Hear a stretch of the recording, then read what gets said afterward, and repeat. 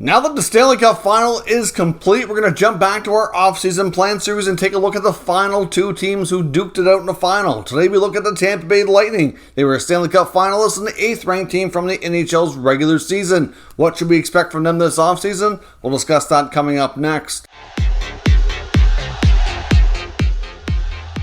So welcome back to another video here at Top Shelf Hockey. As I mentioned, today we're taking a look at the Tampa Bay Lightning's offseason and what we should expect from them. Obviously, their offseason, like the last few years, is going to be a short one after another long playoff run. Now, in case you're new to this series, essentially what we do is we do a quick recap of their 21-22 regular season and playoffs if they qualified, in which case they did. We'll take a look at how things went, some personal and team achievements. Going to analyze their salary cap space as of right now. Take a look at any expiring contracts they have to deal with, either by re-signing or replacing, and then take a look at some of the top questions of the facing this team during the offseason and how we should expect them to proceed. Now, let's first start by looking at the 21-22 regular season and playoffs. Of course, in the regular season, they finished with a record 51-23-8 for 110 points. As I mentioned, the 8th best team in the NHL. We've seen times before with the Lightning where they've been higher in the standings, and it doesn't seem to matter. They're still a force in the playoffs, but they had an excellent run here, obviously finishing in third spot in the Atlantic Division, which was a very tough division this year with the Leafs and Panthers finishing slightly ahead of them. In the goals for category, they scored 285 times, which is pretty solid for 8th best in the NHL, while allowing 228 goals against for 6th best. So again, pretty solid.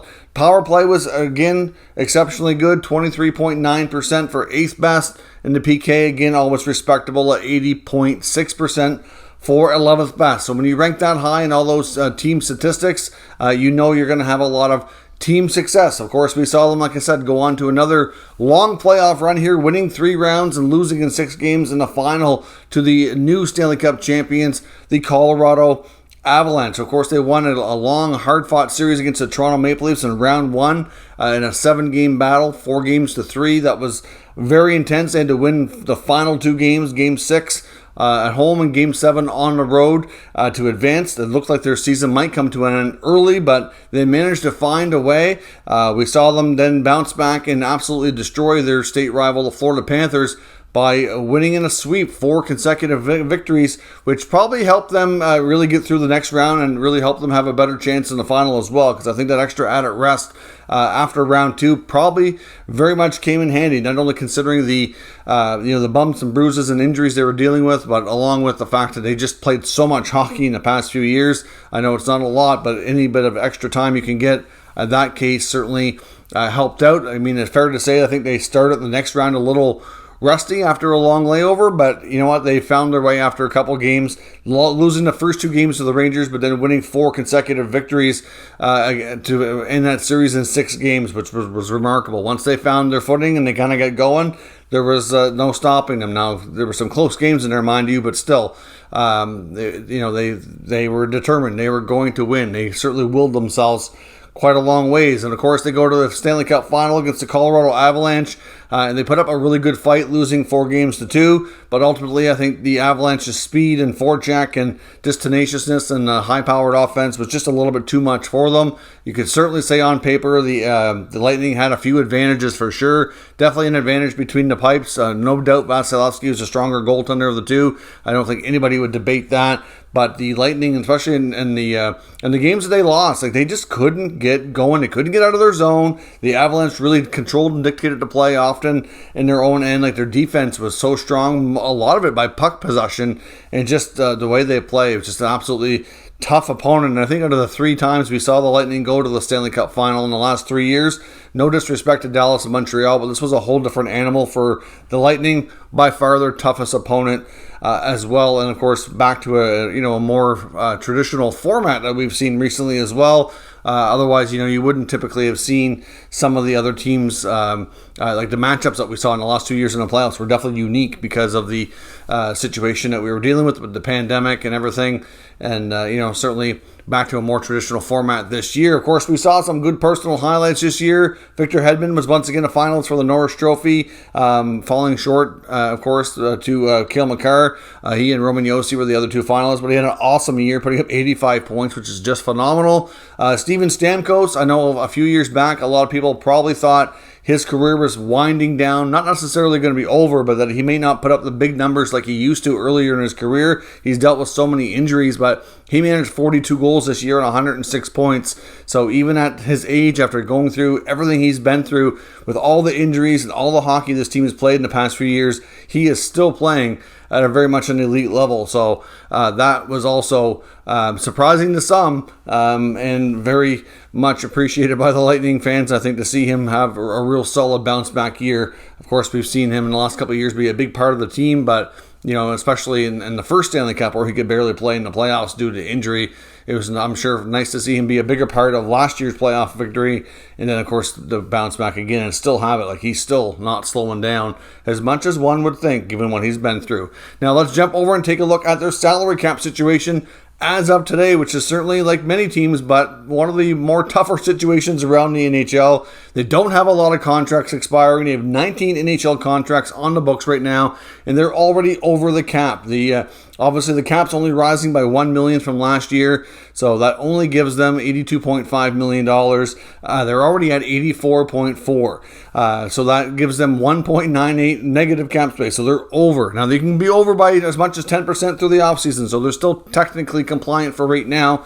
No need to rush, but it's certainly going to complicate things when you want to bring back players that are expiring and they don't have any space to do it, and it's going to be complicated. So we'll have to explore that. Now let's take a look at who those expiring contracts are. Who are the RFAs and UFAs on the Tampa Bay Lightning in the 22 NHL offseason? Well, RFAs are easy. There is none. They don't have any players that are young in that RFA category that need a new contract. So in a sense, that's good. A lot of these players have already re-upped, as they enter their final year, so they haven't really ran into a lot of that. They've been getting ahead of a lot of that business to try to keep their contracts down as much as possible.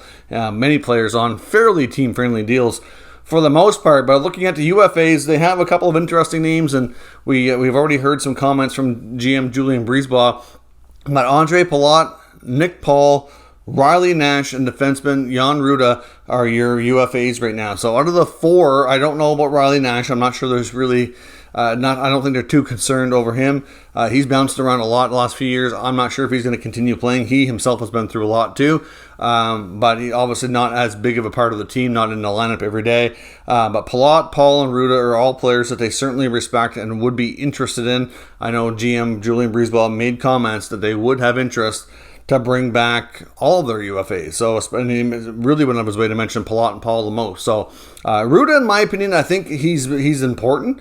If they can't keep Jan Ruda, that's just going to create a bigger role for Cal Foote next year. So I don't think that's not as big a deal. To me, like, obviously you'll need more than 6D though, as we know. So not to say that they couldn't re-sign him or they shouldn't.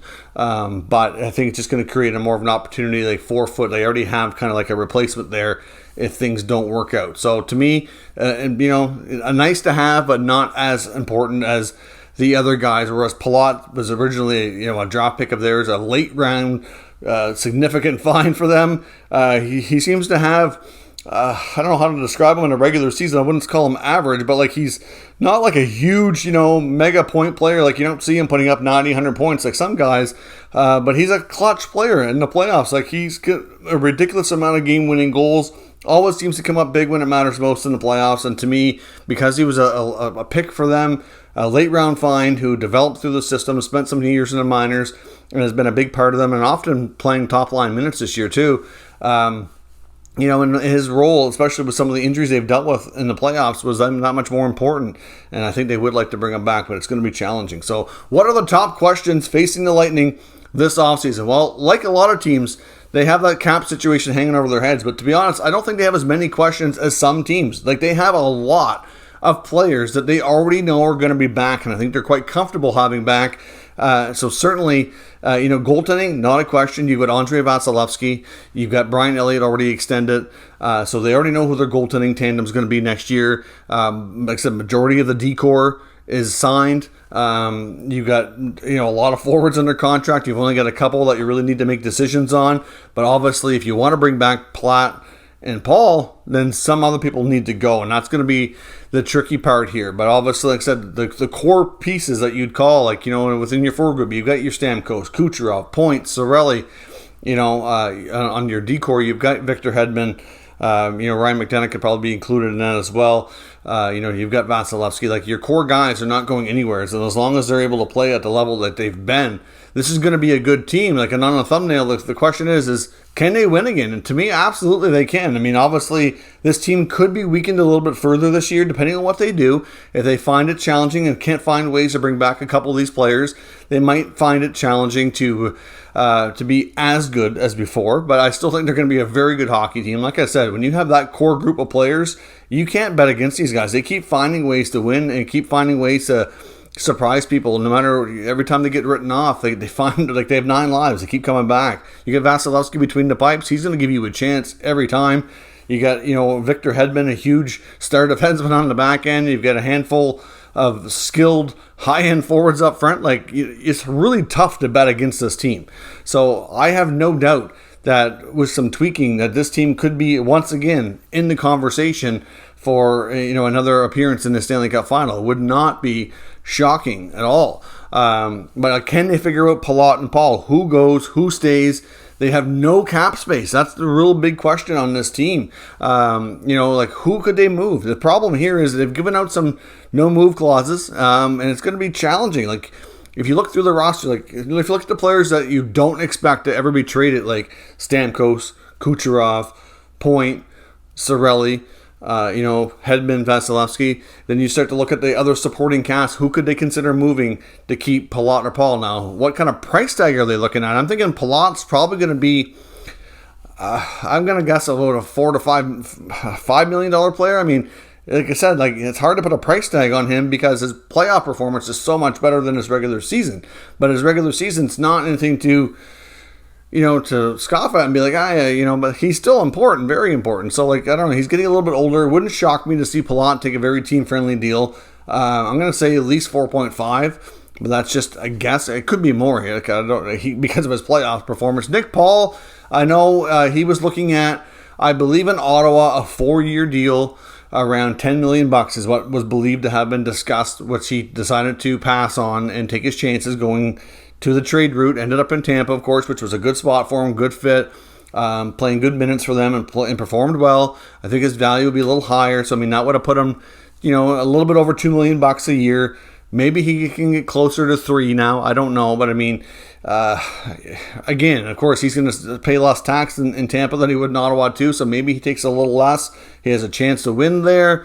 I don't know. But between Palat and Paul, you're probably looking at least $7 or $8 million. I mean, I don't know exactly, but I think that's fair to say that it's going to be at least that much for the two players. And you're already over just a hair under $2 million. So, do you need to free up $8 to $10 million in salary cap space to really stand a chance to bring these guys back? That's why I think it's going to be borderline, and I say borderline because they've pulled it off before, impossible to make it happen. But are they going to move Alex Killorn?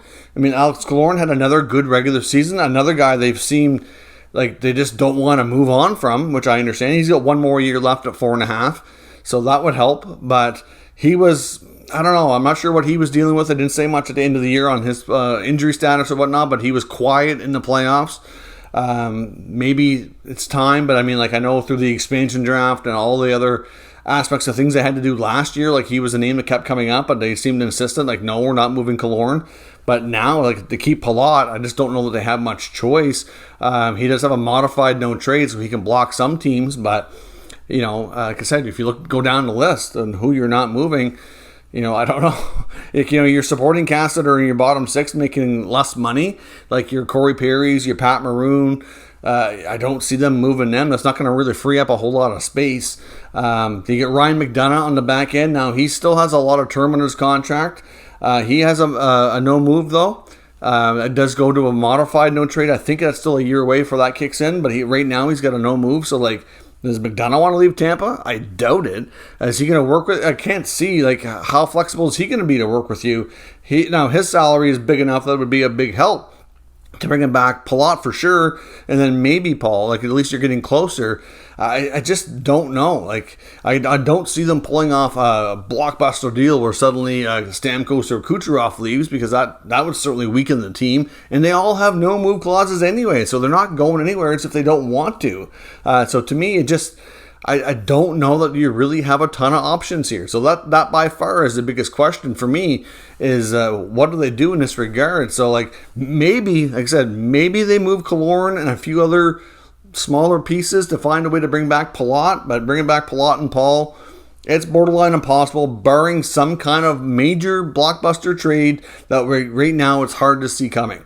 Another big question for me facing this team too is their health going into next season. They had a laundry list of injuries at the end of the year that the team revealed, which we kind of knew they were, for the most part, they were dealing with, between Cirelli, both shoulders. You know, you mentioned Chernak was black and blue all over. He'll probably be okay. They didn't list him as needing surgery for anything, so that's always a good sign. But Kucherov had injury. I think it was MCL. Nick Paul was banged up. He's a UFA anyways. Then you got Braden Point had a quad tear. Like, are these guys going to be healthy going into training camp? Because that's another question for me. But even if they aren't, let's say, it doesn't give me a lot of concern long term, because to me, they're just going to come back stronger as long as they can, tread water and hang around early in the year. Let's say that they did have a lot of injuries to start the season.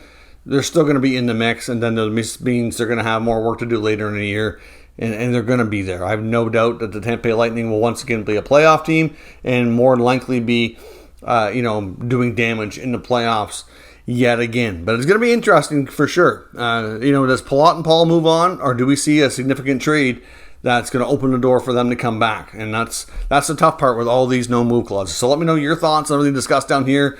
For the Lightning, what moves do you see them doing? Does Paul and Palat return? Is a blockbuster trade on the horizon? Let me know your thoughts. We'll discuss in the comments. If you're new to this channel, make sure you subscribe and stick around. We'll keep you up to date with the latest news, rumors, and analysis of all 32 NHL teams. Thank you for watching, and I'll catch you next time.